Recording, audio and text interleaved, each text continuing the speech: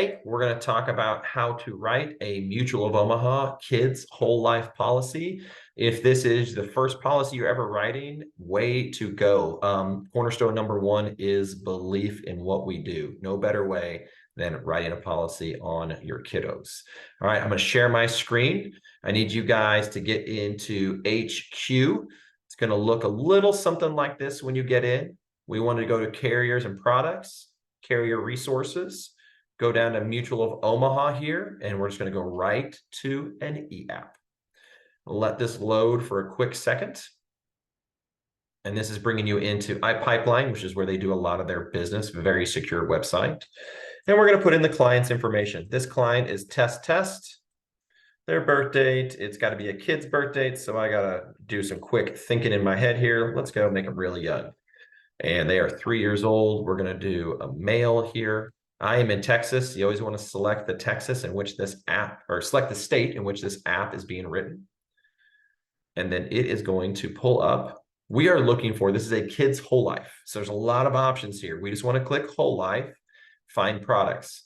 You may see all of these in here, but we are looking for Mutual of Omaha Children's Whole Life right here.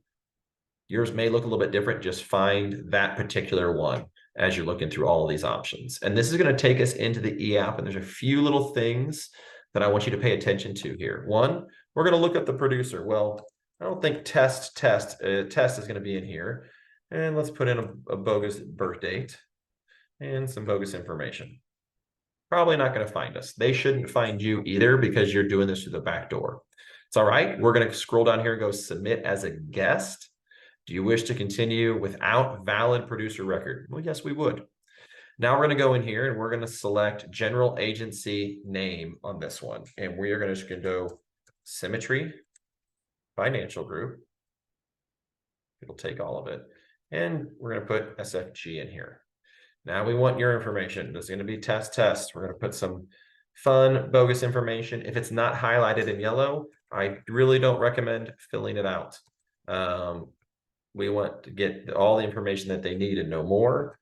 We want to put in a valid email address here because they are going to verify this because we're going to use it later during the e-signature process. And then very bottom here, date hierarchy contract begins. I would just select today, whatever day you're on. It happens to be here. It is November 2nd, 2023 to date this video. Will there be any additional producers? No, I'm sure you're just writing this on your own. No need for any kind of additional producers. And at the very bottom here, we're going to click next to move on to the next section. Will the relationship of the owner to the proposed insured either be your parent, grandparent, great-grandparent, step-parent, or legal guardian? There has to be some sort of relationship. I hope you're clicking yes. Now, this is the owner's information, not the insured. So this would be your information if you're the owner. So we got to change this. We're going to make this test, and this is going to be maybe the second here. But now this person isn't old enough to be a parent. So let's go 8. Let's make them old enough. All right. We need the owner's social. This is probably going to be your information since you're writing this on your kids. Let me just fake something in here. But please put your information. Address, let's just get, this would be your personal address. I'm just going to pick this one. I don't know who that is, but it'll get us there. Again, this is all your information. So put in what you need for it to be yours. There's no secondary phone number needed. There's no email address needed, but are you a legal permanent resident? Probably should say yes. If not, there's going to be more questions and maybe you don't qualify. So hopefully yes. Would you like to appoint a secondary addressee? We usually say no on that one.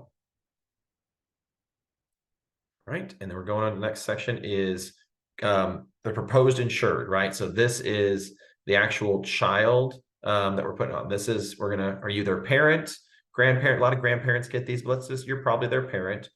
And our child's name is test. And let's just have some fun with it. Let's call him Junior. And we're going to go back. I'm not going to be accurate with this, but we'll get him there. Maybe that's correct. Let's go. Making up some fun information. Their male, amount applied for. These only go up to 50,000. Let's max it out. Insurance is never going to get any less expensive for your kid than now. There's no reason to not do 50,000. Are they legal resident? We would definitely want to click yes on that. Of course, be honest with everything that you answer. All right, so here's the cool thing about this. Let's say you have multiple kids that you want to do this on. You would just keep adding kids in here. For every kid that we add in here, it's actually going to be an individual policy for each kid, but you can do up to, I think it's like 6 or 7 kids in one application if you have a lot of kids. And if you do, God bless you. So the nice thing is if you do 4 kids on here, that would actually count as 4 applications for you, but we can do them all in one shot. So kids policies are really cool because you can do add in kid in here. It's great. It's really, really intuitive. And then there's just one health question here. And really want to pay attention to this, read that. Unfortunately, if any of these are a yes, this will be a decline, but it's a no. So we're going to keep moving on with this. These are usually young kids. You have to be 17 or under to get this policy. So do they have any existing life insurance? Probably not. Are we replacing it? We never would in this particular situation. And then beneficiaries. Would you like to name a primary beneficiary other than yourself? Well, you're probably going to be the beneficiary to this, so we're going to say no. But if you do say yes, just fill out their information that's in yellow. We do not need their date of birth. It's not in yellow. But we're going to say no. And then a contingent beneficiary. Maybe you want to put your wife on here or an aunt, uncle, brother, sister. You can put that in there. And again, first name, last name, relationship. But we're just going to say no for sake of time on this one. And then premium summary is coming up here. We got total monthly is 1904. We get to see what it looks like quarterly, semi-annually, and annually. We do everything here through monthly bank service plan. I'm telling you the direct quarterly bill, semi-annual, all that stuff, 99.9% of the time, we need to do monthly bank service plan. It is going to draft from bank accounts. This is how we write all of our policies with all of our clients. So we're going to go in here and we're going to go, all right, who is going to be the payor? It's going to be the parent, the guardian. And checking account, name of the bank. Let's go Bank of America. The routing number, we need to have accurate routing number. This is actually the Texas routing number for Bank of America. And then a totally fake account number. Let's do a quick little process there. And then choose the day payments will be deducted every month or choose the week that payments will be deducted. A lot of times we want to choose the day. Let's say we like it on the 15th. We're going to do that. But for the initial payment, we always want to draft initial payment upon approval, meaning once it's approved, they're going to draft it right away. So this coverage goes in force right away. To do it on or after a specific date, I really don't recommend it.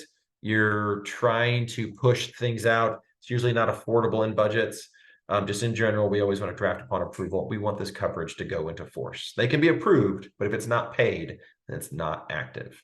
Let's go to the next screen, but we got a problem here. If you guys are paying attention on the left, we want to go to validate and lock, but oh, wait a minute, there's a little exclamation point over here. We missed something on proposed insured. Always look for the exclamation points because you're like, oh, what did I miss? What's going on? We're going to look at this and go, oh, when I asked that question, this other one was here. Any chronic medical conditions? Well, we're going to click no to that. And look, the exclamation point is gone. So now we can actually click on the left here and go to validate and lock. It's going to lock the application. We're going to move on to the e-signature process here. And this is actually pretty intuitive for here on out. We're just going to click next. And what we're going to do is we're going to send this to the insured to sign. So who's the owner? Or not the insured, the owner to sign, which would be the parent. Well, this should be you. Whatever the last 4 of your social is that you put in there. And then you're going to have your business email address as a producer. Put a personal email address in here. Once you do that, here, I'll use an old one of mine here just to keep things moving. We're going to click next. And we have a couple options for the signature method. We always do stuff electronically. We're going to say, even though you are the owner of this one, let's say not present, because most of our business is going to be not present. And let's go through email. And so we're going to put in my email in here, Lantana, and then we're going to send this off. I'm not going to send it off, but I want you to send this to yourself. I want you to go through the signature process and really pay attention because you're going to have to walk clients through this signature process. It's very intuitive, but some people do get confused. It's rare. It's why we love writing an app on yourself. Last little thing here, if you go on the left, is the producer statement. It's not going to let me without sending it.